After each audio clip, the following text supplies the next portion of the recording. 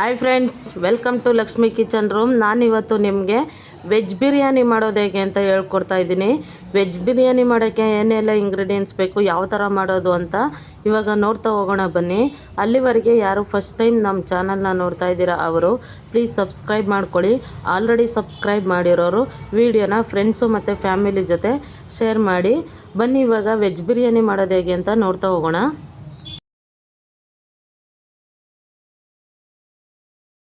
Veg biryani ಮಾಡೋಕ್ಕೆ ನಾನಿಲ್ಲಿ ಒಂದು 2ರಿಂದ 3 ಸ್ಪೂನ್ ಆಗೋಷ್ಟು ಒಂದು ಸ್ವಲ್ಪ ತುಪ್ಪ ಹಾಕ್ಕೊಂಡಿದ್ದೀನಿ. ನಂತರ ನಾನಿಲ್ಲಿ ಒಂದು ಸ್ವಲ್ಪ ಎಣ್ಣೆ ಹಾಕೋತಾ ಇದ್ದೀನಿ. ಸ್ವಲ್ಪ ವೆಜ್ ಬಿರಿಯಾನಿ ಮಾಡೋಕ್ಕೆ ಸ್ವಲ್ಪ ಎಣ್ಣೆ ಜಾಸ್ತಿನೇ ಬೇಕು, ಸ್ವಲ್ಪ ಹಂಗಾಗಿ ಸ್ವಲ್ಪ ಜಾಸ್ತಿನೇ ಹಾಕ್ಕೊಂಡಿದ್ದೀನಿ. ಈಗ ಎಣ್ಣೆ ಕಾದ ನಂತರ ಒಂದು ಸ್ವಲ್ಪ ಮಸಾಲೆ ಪದಾರ್ಥಗಳ್ಕೋಣ.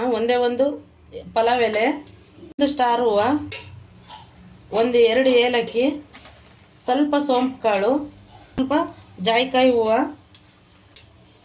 ಸ್ವಲ್ಪ ಕಲ್ಲುವ, ಸ್ವಲ್ಪ ಕಸ್ತೂರಿ ಮೇಥಿ, ಇದಿಷ್ಟು ಹಾಕ್ಕೊಂಡು 2 ಈರುಳ್ಳಿನ ಉದ್ದುದ್ದ ಕಟ್ ಮಾಡ್ಕೊಂಡಿದ್ದೀನಿ, ಹಾಕೋತಾ ಇದ್ದೀನಿ. ಈರುಳ್ಳಿ ಎಲ್ಲ ಸ್ವಲ್ಪ ಫ್ರೈ ಆಗಬೇಕು, ಸ್ವಲ್ಪ ಫ್ರೈ ಮಾಡ್ಕೊಳ್ಳೋಣ, ಚೆನ್ನಾಗಿ ಫ್ರೈ ಆಗಲಿ. ನಂತರ ನಾನಿಲ್ಲಿ ಉದ್ದುದ್ದ ಹಚ್ಕೊಂಡಿರುವಂಥ ಒಂದು 4 ಮೆಣಸಿಕಾಯಿ, ಕರ್ಬೇವಿನ ಸೊಪ್ಪು, ಶುಂಠಿ ಬೆಳ್ಳುಳ್ಳಿ ಪೇಸ್ಟ್ ಹಾಕೋತಾ ಇದ್ದೀನಿ.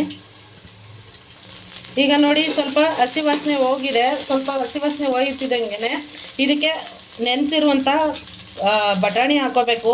ಸೊ ಇವಾಗ ತೊಗರಿಕಾಳು ಸೀಸನ್ ಆಗಿರೋದ್ರಿಂದ ಡಿಫ್ರೆಂಟ್ ಆಗಿರಲಿ ಅಂತ ತೊಗರಿಕಾಳನ್ನ ಬಿಡಿಸಿ ತೊಳೆದು ಇಟ್ಕೊಂಡಿದ್ದೀನಿ, ಅದನ್ನೇ ಹಾಕೋತಾ ಇದ್ದೀನಿ.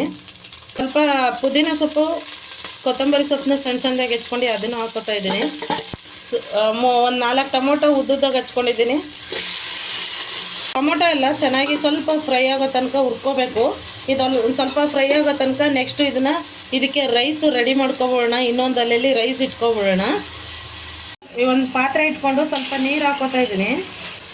ನೋಡಿ, ಇಷ್ಟು ನೀರು ಹಾಕ್ಕೊಂಡು ನಾನು ಈ ಥರ ಒಂದು ಪಲಾವ್ ಎಲೆ, ಸ್ವಲ್ಪ ಕಸ್ತೂರಿ ಮೇಥಿ, ಒಂದು ಕಲ್ಲು ಹೂವು, 2 ಏಲಕ್ಕಿ, ಒಂದು ಮರಾಠಿ ಮೊಗ್ಗು, ಸ್ವಲ್ಪ ಸೋಂಪು ಕಾಳು, ಸ್ಟಾರ್ ಹೂವು, ಇಷ್ಟು ಹಾಕೋತಾ ಇದ್ದೀನಿ.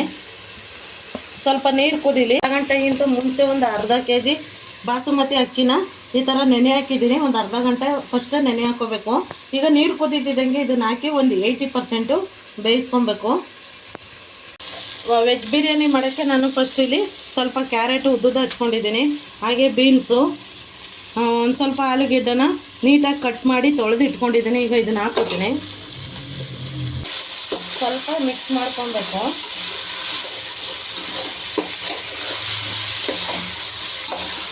ನೋಡಿ, ಈ ಥರ ಮಿಕ್ಸ್ ಮಾಡಿಕೊಂಡು ಇವಾಗ ಒಂದು 1/4 ಕಪ್ಗಿಂತ ಸ್ವಲ್ಪ ಕಡಿಮೆ ಆಗೋಷ್ಟು ಒಂದು ಮೊಸರು ಹಾಕ್ಕೋತಾ ಇದ್ದೀನಿ.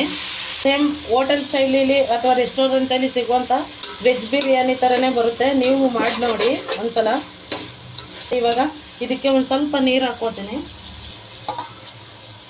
ಇವಾಗ ನಂತರ ಒಂದು ಸ್ವಲ್ಪ ಅರಿಶಿನ ಹಾಕ್ಕೋತಾ ಇದ್ದೀನಿ.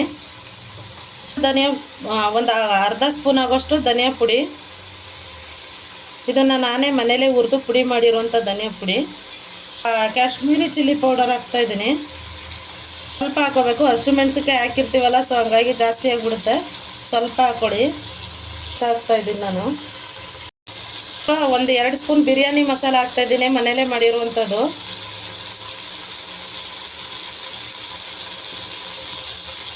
ಮಾಡಿಕೊಂಡು ಒಂದು ಸ್ವಲ್ಪ ನೀರು ಹಾಕೋಬೇಕು, ತರಕಾರಿ ಬೇಯೋಷ್ಟು ನೀರು ಹಾಕೋಬೇಕು.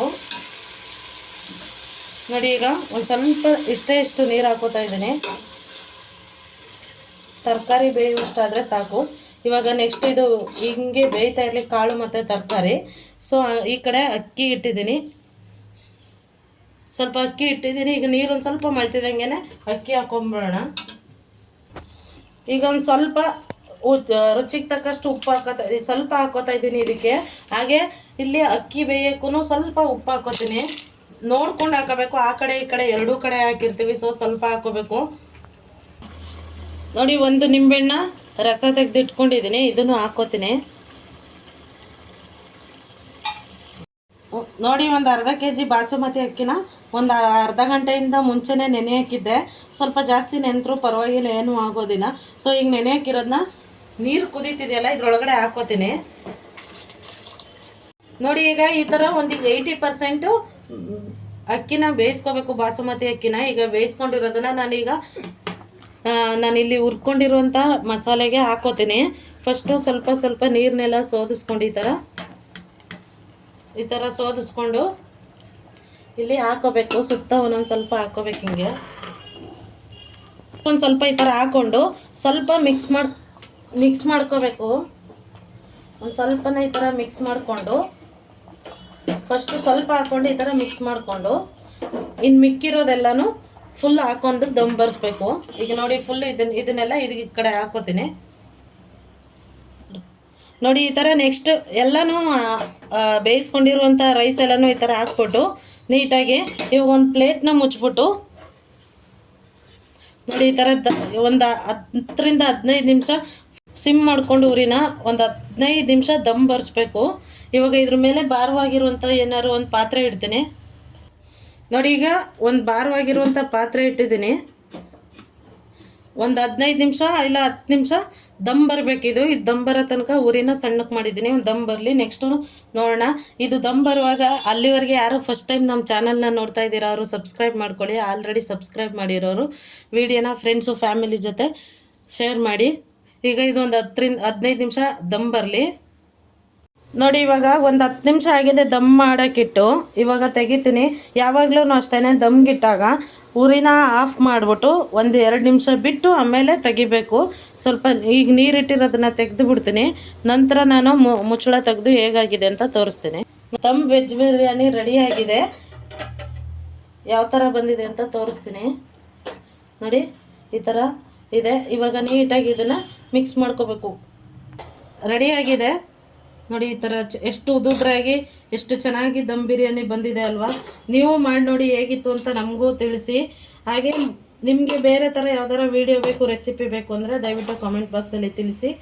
ನಾನು ವೀಡಿಯೋ ಮಾಡಿ ಅಪ್ಲೋಡ್ ಮಾಡ್ತೇನೆ ನೋಡಿ. ಇವಾಗ ವೆಜ್ ಬಿರಿಯಾನಿ ಒಂಥರ ಡಿಫ್ರೆಂಟಾಗಿ ರೆಸ್ಟೋರೆಂಟ್ ಸ್ಟೈಲಲ್ಲಿ ಬರುವಂಥ ವೆಜ್ ಬಿರಿಯಾನಿ ರೆಡಿಯಾಗಿದೆ.